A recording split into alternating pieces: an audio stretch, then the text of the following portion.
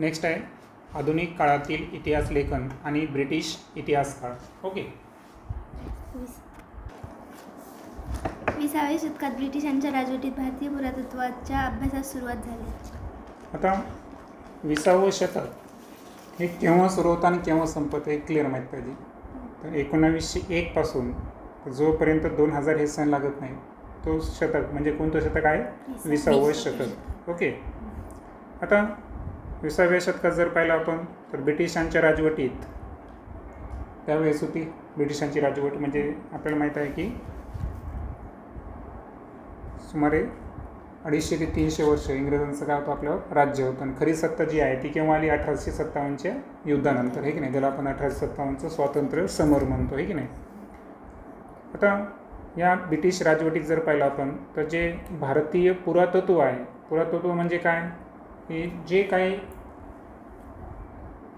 Archaeology आहे ना, म्हणजे जे काही आपलं घडून गेलेला इतिहास आहे त्या संदर्भातले जे पुरावे तर त्याला आपण त्याचा अभ्यास करणारं शास्त्र त्याला आपण पुरातत्व. ओके. तर त्याच्या अभ्यासाला काय झाली? सुरुवात झाली. भारतीय पुरातत्व सर्वेक्षण खात्याचे पहिले सरसंचालक अलेक्झांडर कॅनिंगहॅमच्या देखरेखीखाली अनेक प्राचीन स्थळांचे उत्खनन केले गेले.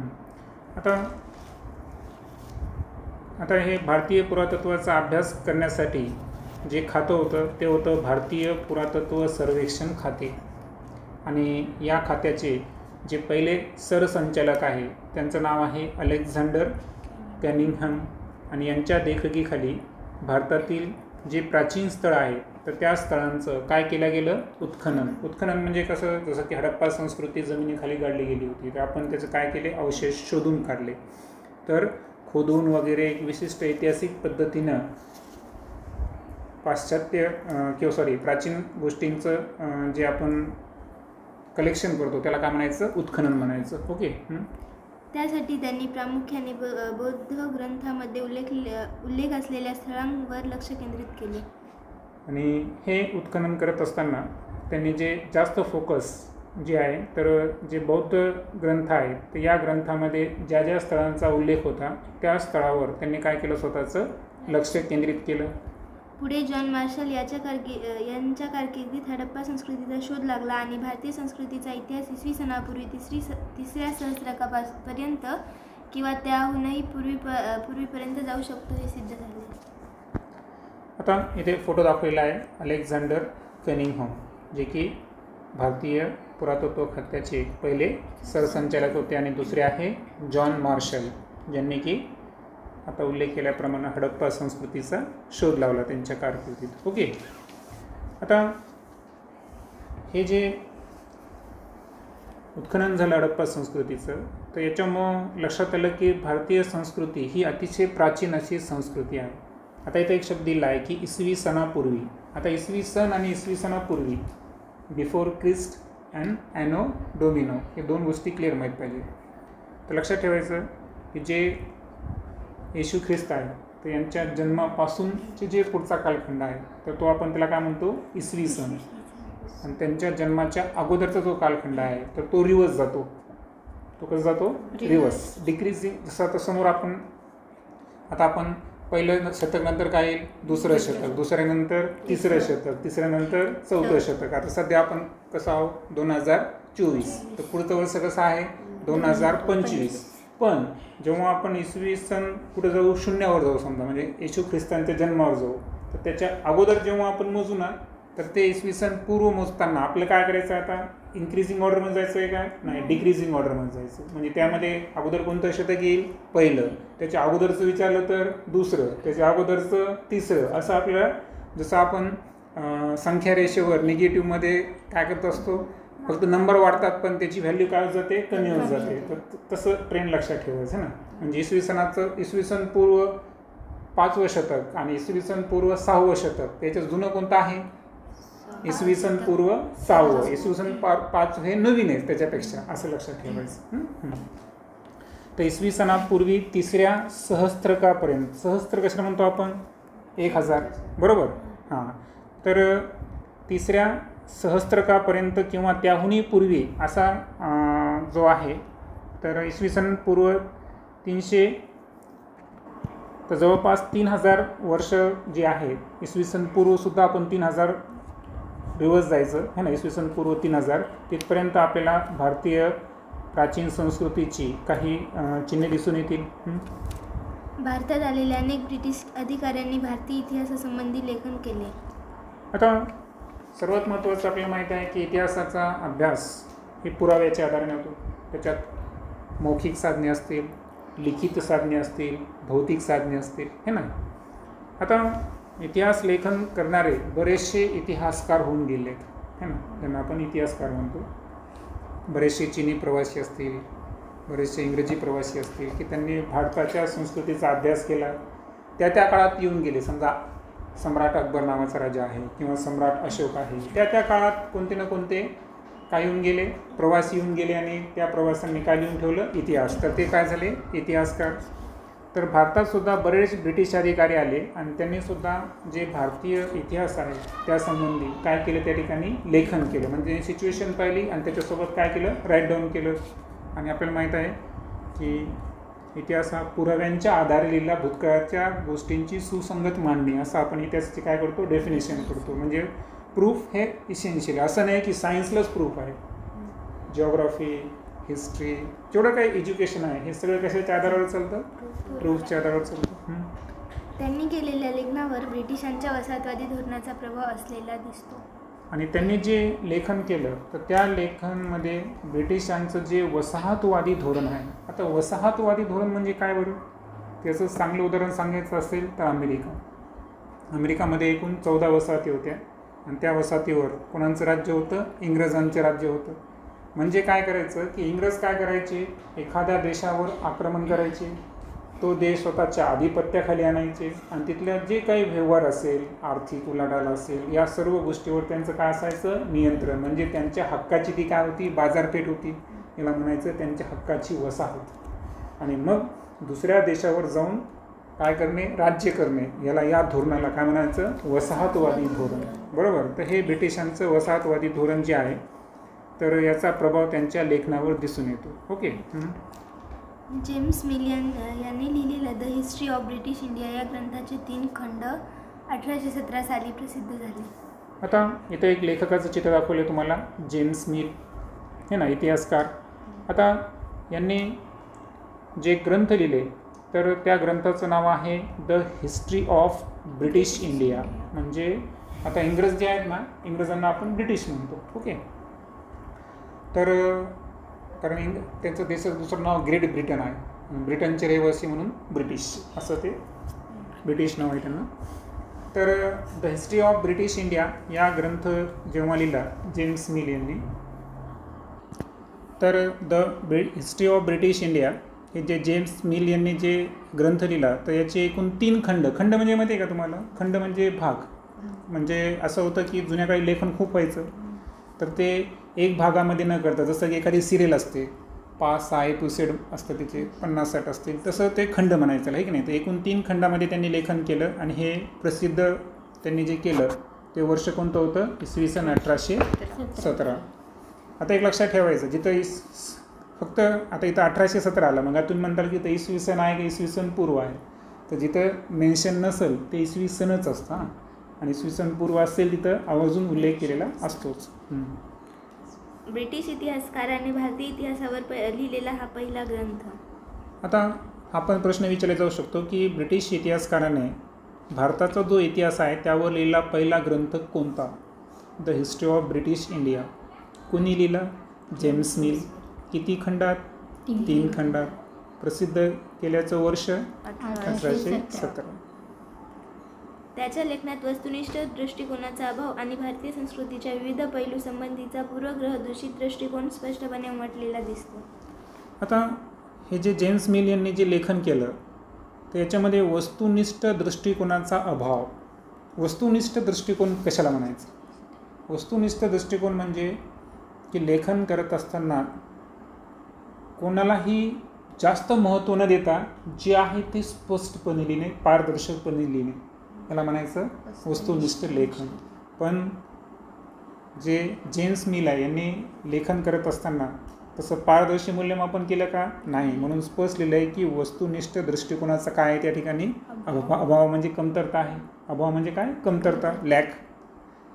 आणि दुसरं म्हणजे भारतीय संस्कृतीचे जे विविध पैलू आहेत तर त्यासंबंधी पूर्वग्रहदूषित दृष्टिकोन. आता पूर्वग्रहदूषित काय असतं, सपोज एक उदाहरण घेऊ आपण की एखादा व्यक्ती आहे, त्या व्यक्तीनं काय केलं माहिती आहे का की काही त्याच्यामध्ये चेंजेस जे आहेत ते इसेन्शियल होते, पण ते चेंजेस काय केलं त्यानं माहिती आहे का, नंतर स्वतःमध्ये आणले. बरं, सिच्युएशन परिस्थितीचा विचार करून काय केलं त्यानं की आवश्यक स्वतःमध्ये काही गोष्टी आणल्या, परंतु आपण काय गृहीत बसलो नाही, तो तसाच आहे. म्हणजे आपण काय केलं की जो पास्टमध्ये होता तोच आपण काय करायलो, डोक्यात ठेवलं की तो पास्टमध्ये काय होता. त्यानं स्वतःला जसं अपडेट केलं, म्हणजे क्वालिफिकेशन चेंज केलं किंवा बिहेवियर चेंज असेल किंवा त्याचं वैचारिक पातळी वाढली असेल, तर या गोष्टीवर आपण फोकस केला का नाही.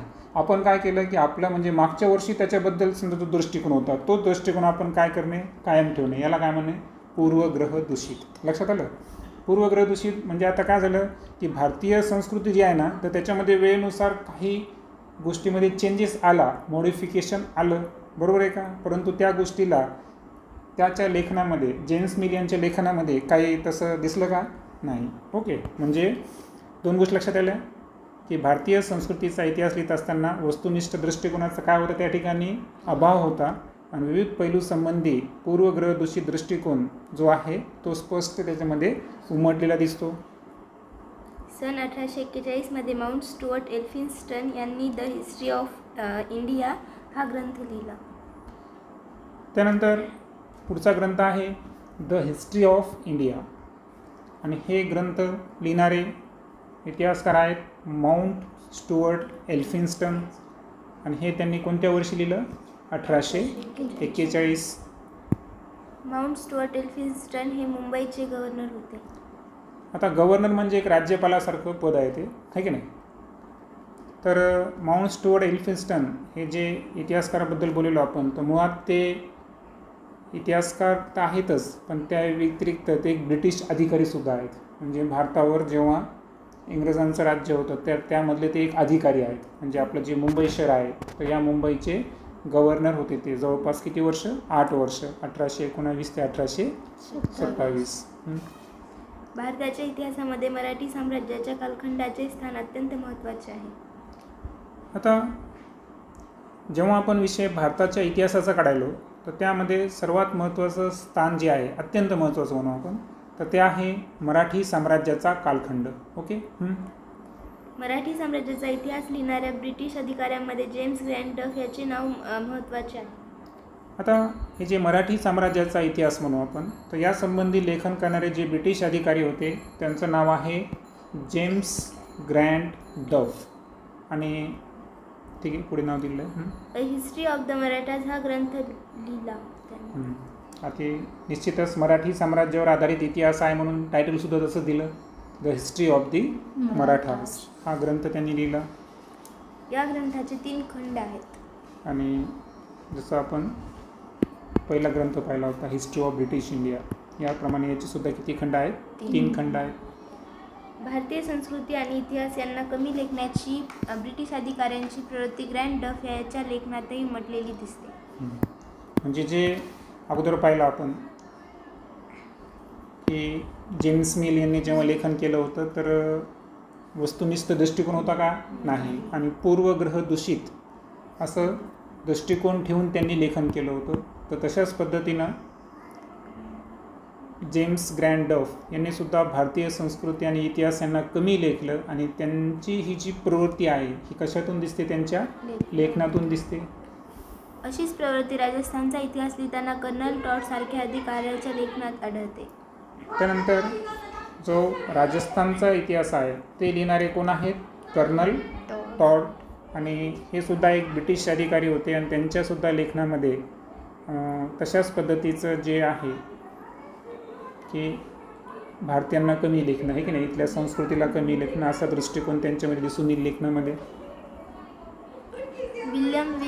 विल्यम विल्सन हंटर याने हिंदुस्थानचा द्विखंडात्मक इतिहास लिहिला, त्यामध्ये त्याची निपक्षपाती वृत्ती दिसते. प्रश्न असा आहे की असा एखादा लेखक आहे का ब्रिटिश अधिकारी की ज्यानं पूर्णपणे वस्तुनिष्ठ लेखन केलं, त्यानंतर जशी म्हणजे त्याला आपण एक प्रकारे निपक्षपाती म्हणजे कोणताही पक्ष न घेता, ना ब्रिटिशाचा पक्ष घेतला ना भारतीयांचा पक्ष घेतला, आणि अतिशय जसं आहे तसं इतिहासाचं लेखन करणारं जे इतिहासकार होते तर ते कोण होते? William Wilson Hunter. तर यांनी जो आहे हिंदुस्थानचा द्विखंडात्मक है ना, म्हणजे 2 खंडामध्ये म्हणू आपण त्याला, ओके. तर असं इतिहासाचं लेखन हंटर यांनी केलं. डफ याच्या इतिहास लेखनाच्या मर्यादा नीलकंठ जनार्दन कीर्तने आणि वी का राजवाडे यांनी 19व्या शतकात दाखवून दिल्या. आता डफ यांचे जे इतिहास लेखन आहेत तर याच्यामध्ये ह्या ज्या गोष्टी होत्या आपण पाहिल्या, ज्याच्यामध्ये जे लिमिटेशन्स आहेत, मर्यादा आहेत, या कोणत्या भारतीय इतिहासकारांनी शोधल्या यांची नावं आपल्याला माहीत पाहिजे. तर त्यामध्ये पहिले आहेत नीलकंठ जनार्दन कीर्तने आणि दुसरं नाव आहे वी का राजवाडे. तर यांनी 19व्या शतकामध्ये दाखवून दिलं की डफ यांनी जे लेखन केलेलं आहे त्यामध्ये थोड्याशा त्रुटी आहेत. त्यानंतर भारतीय इतिहास लेखन विविध तात्विक प्रणाली, त्यामध्ये पहिला आहे वसाहतवादी इतिहास लेखन. भारतीय इतिहासाचा अभ्यास आणि लेखन करणाऱ्या सुरुवातीच्या इतिहासकारांमध्ये प्रामुख्याने ब्रिटिश अधिकारी तसेच ख्रिश्चन धर्मप्रसारकांचा अंतर्भाव होता. आता आपला जो भारत देश आहे तर याचं जे इतिहासाचा अभ्यास आणि त्या संदर्भात जे लेखन आहे तर सुरुवातीच्या काळामध्ये जे इतिहासकार आहेत हे जास्तीत जास्त कोण होते? ब्रिटिश अधिकारी, आणि त्या व्यतिरिक्त ख्रिश्चन धर्मप्रसारक जे आहेत तर त्यांचासुद्धा समावेश याच्यामध्ये आपल्याला दिसून येईल. भारतीय संस्कृती गौण दर्जाची आहे या पूर्वग्रहाचे प्रतिबिंब त्यांच्यामधील काहींच्या लेखनात स्पष्टपणे उमटलेले दिसते. आणि भारतीय संस्कृती गौण, गौण म्हणजे कसं? आता तुम्हाला माहिती आहे मेन क्लॉज आणि सब ऑर्डिनेट क्लॉज असं 2 असतात, बरोबर आहे का? तर ज्याला कमी महत्त्व देणे त्याला आपण म्हणतो गौण दर्जा, आहे की नाही? तर भारतीय संस्कृती ही गौण दर्जाची आहे. तर हा जो पूर्वग्रह आहे तर हा पूर्वग्रह या ब्रिटिश अधिकारी आणि ख्रिश्चन धर्मप्रसारक यांनी जे लेखन केलं आहे तर या लेखनामध्ये हे प्रतिबिंब म्हणजे त्याच्यामध्ये उमटून दिसतं आपल्याला. ते लेखन जर आपण अभ्यासलं तर आपल्या लक्षात येईल की त्यांनी आपल्या संस्कृतीला जास्त महत्त्व दिलं का? नाही, वस्तुनिष्ठ लेखन केलं नाही. वसाहतवादी ब्रिटिश सत्तेच्या समर्थनासाठी त्यांच्या इतिहास लेखनाचा वापर केला गेला. आता मुळात काय असतं माहिती आहे का की एक जगाची परिस्थिती समजून घ्या तुम्ही. तुम्हाला माहिती आहे की जगामध्ये इंग्लंड एक असा देश होता की ज्या देशावर कधी सूर्य मावळला नाही असं म्हणतो आपण, कारण त्यांनी इतरांवर राज्य केलं पण तो कधी कोणाचा गुलाम बनला का? नाही. आता होतं काय की हे ब्रिटिश जे आहेत हे अनेक देशांवर त्यांनी आक्रमणं केले, तिथंच वसाहती स्थापन केल्या, तिथं स्वतःचं काय केलं? ब्रिटिश धोरण राबवलं. मग आता हे वसाहतवादी जी ब्रिटिश सत्ता यांचं कुठं ना कुठं काय व्हायला पाहिजे? समर्थन. म्हणजे तुम्ही योग्य करत आहात, तुम्ही त्या देशाची प्रगती करत आहात, त्या देशामध्ये तुम्ही सुखसुविधा वाढवत आहात, असं समर्थन तर करावं लागेल ना. मग हे वसाहतवादी ब्रिटिश सत्तेचं समर्थन करणं म्हणजे तुम्ही जे करायला ते राईट आहे. समर्थन म्हणजे काय? तुम्ही जे करायला ते राईट आहे. तर असं समर्थन करणारे हे इतिहास लेखन या गोष्टीवर यांचा काय होता? ब्रिटिश अधिकाऱ्यांचा फोकस होता. 1922 ते 1937च्या दरम्यान प्रसिद्ध झालेले केम्ब्रिज हिस्ट्री ऑफ इंडिया या ग्रंथाचे 5 खंड हे वसाहतवादी इतिहास लेखनाचे ठळक उदाहरण आहे. आणि 1922 ते 1937 हे जे 15 वर्षाचा कालखंड आहे तर याच्यामध्ये एक ग्रंथ आहे ज्याचं नाव आहे केम्ब्रिज हिस्ट्री ऑफ इंडिया. तर केम्ब्रिज तुम्हाला माहितीतलं एक विद्यापीठ आहे की नाही. केम्ब्रिज हिस्ट्री ऑफ इंडिया हे जे ग्रंथ आहे तर याचे त्या 15 वर्षाच्या दरम्यान किती खंड प्रसारित झाले?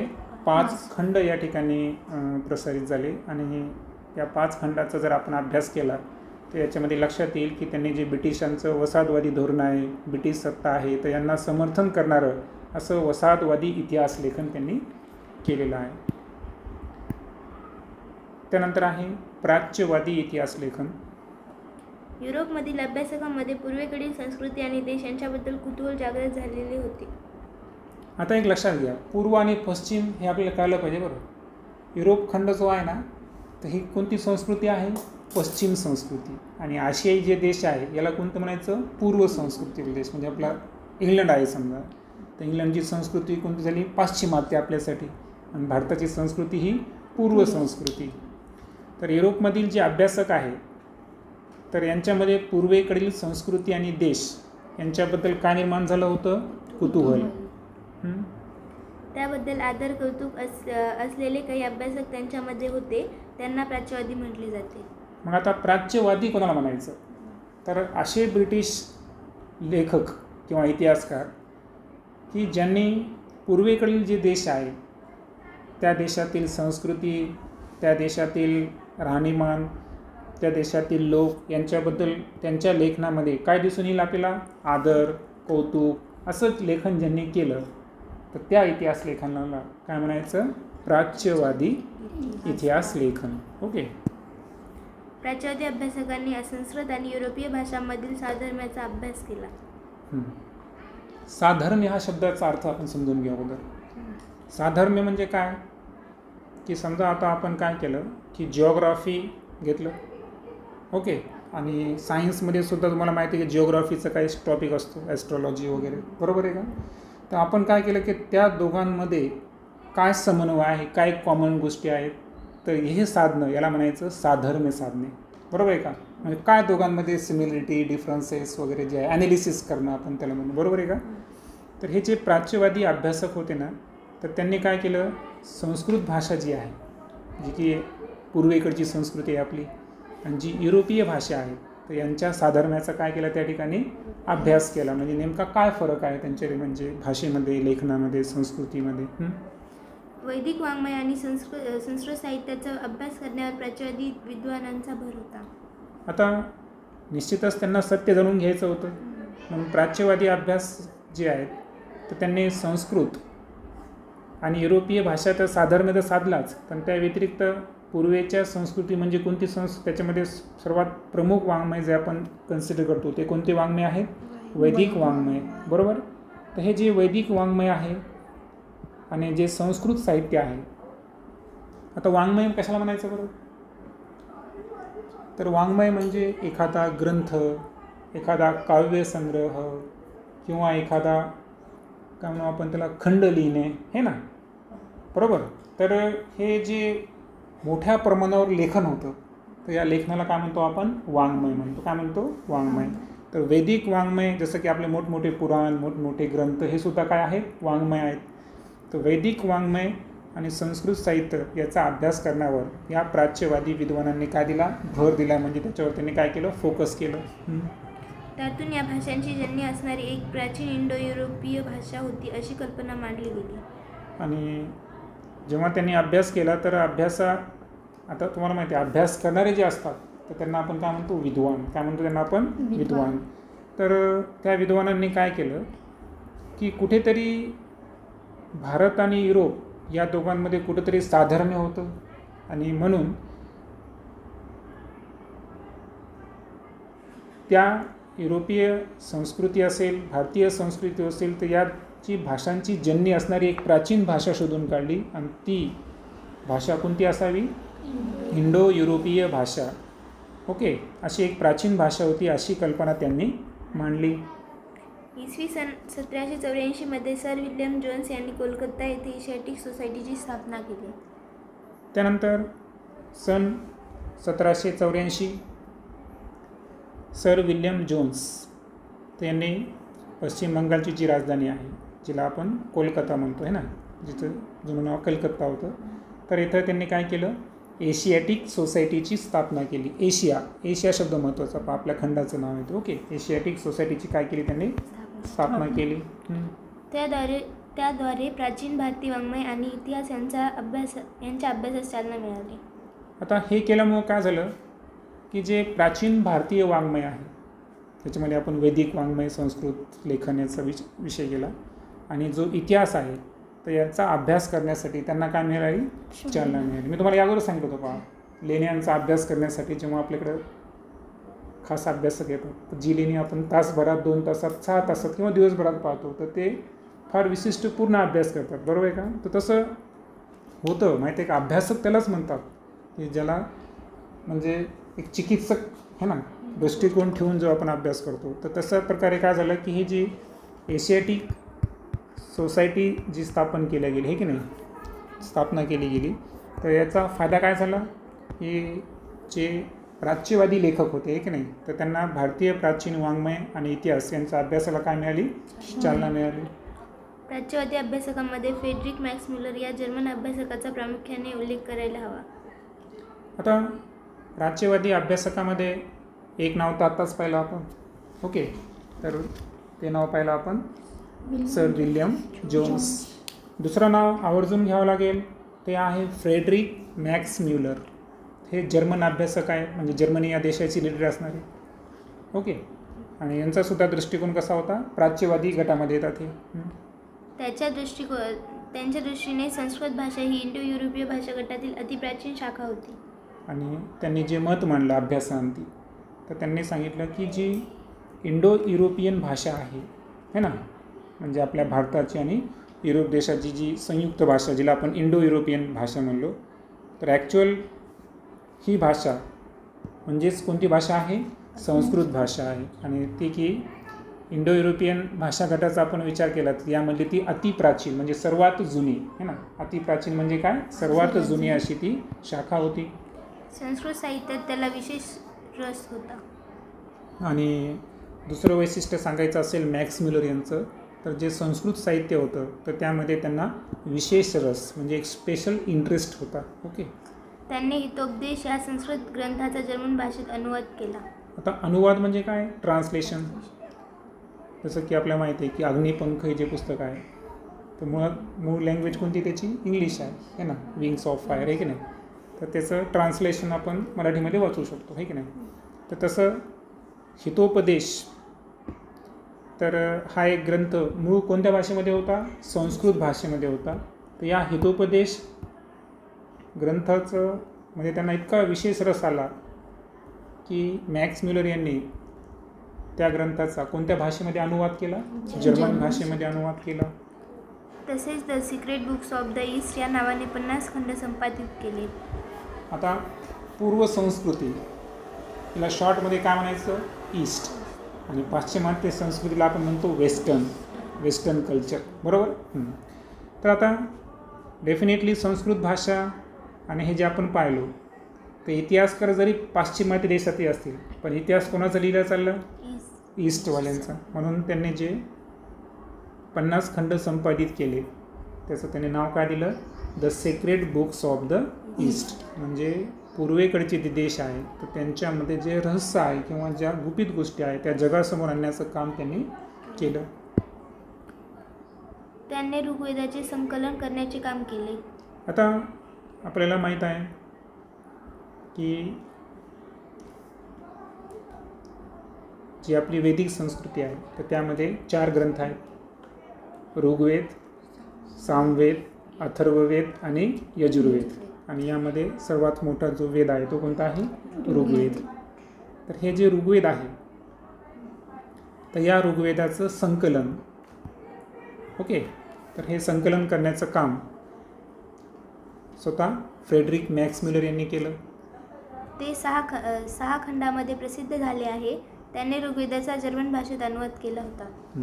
आणि आपल्याला माहीत आहे की एक फार विशाल असे ग्रंथ आहेत हे की नाही, ऋग्वेद म्हणजे का जोक आहे का, नाही. तर त्याचं जेव्हा त्यांनी संकलन केलं तर ते संकलनसुद्धा त्यांना 6 खंडामध्ये प्रसिद्ध करावं लागलं, ओके. आणि ऋग्वेदाचा जर्मन भाषेत अनुवाद करणारे सुद्धा कोण होते, फ्रेडरिक मॅक्स म्युलर होते. अलीकडच्या काळात प्राच्य विद्यावंतांच्या लेखनामागील छुपे साम्राज्यवादी हितसंबंध प्रकाशात आणण्याचे काम एडवर्ड सेद या विद्वानाने केले. आणि रिसेंटलीला आपण मराठीत काय म्हणू, अलीकडच्या काळात. तर हे जे प्राच्य विद्यावंत म्हणजे काय, प्राच्यवादी इतिहास लेखन करणारे विद्वान, बरोबर. आणि प्राच्यवादी लेखन म्हणजे काय की पूर्वग्रह दूषित किंवा वस्तुनिष्ठ, पूर्वग्रह ठेवायचा का नाही, तर वस्तुनिष्ठ है ना, तर कौतुक वगैरे करणे, आदरपूर्वक लेखन करणे, याला काय म्हणतो आपण, प्राच्यवादी लेखन. आणि हे प्राच्यवादी लेखन करणारे जे विद्वान आहेत, तर त्यांना म्हणायचं प्राच्यविद्यावंत. ओके. तर यांच्या लेखनामधील जे छुपे साम्राज्यवादी हितसंबंध आहेत, तर हे हितसंबंध शोधण्याचं काम कुणी केलं? एडवर्ड सईद यांनी केलं. सॉरी माझ्याकडून चुकलं वाटतं. प्राच्यवादी इतिहास लेखन हा पॉईंट वेगळा आहे आणि प्राच्यविद्यावंत वेगळा आहे, कारण याच्यामध्ये छुपे साम्राज्यवादी हितसंबंध जे आहेत हा एक शब्द महत्त्वाचा आहे की नाही. म्हणजे याच्यात पण थोडंसं काढलं आहे की ब्रिटिशांना झुकतं माप दिलं लेखनामध्ये, आहे की नाही. तर हे फोकसमध्ये आणण्याचं काम कोणी केलं? एडवर्ड सईद यांनी केलं. ठीक आहे. नेक्स्ट व्हिडिओमध्ये आपण राष्ट्रवादी इतिहास लेखनपासून डिस्कस करू.